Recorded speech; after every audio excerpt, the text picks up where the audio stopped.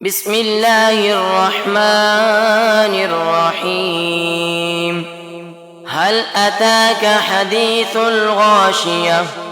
وجوه يومئذ خاشعة عاملة ناصبة تصلى نارا حامية تسقى من عين آنية ليس لهم طعام إلا من ضريع لا يسمن ولا يغني من جوع وجوه يومئذ ناعمة لسعيها راضية في جنة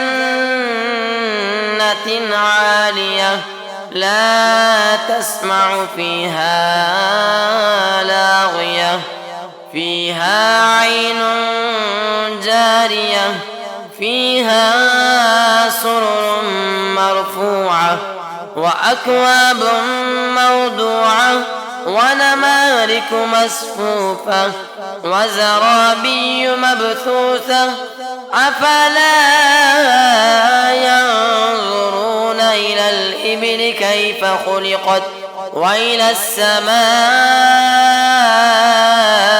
كيف رفعت وإلى الجبال كيف نصبت وإلى الأرض كيف سطحت فذكر إنما أنت مذكر لست عليهم بمسيطر إلا من تولى وكفر فيعذبه الله العذاب الأكبر إن إلينا إيابهم ثم إن علينا حسابهم.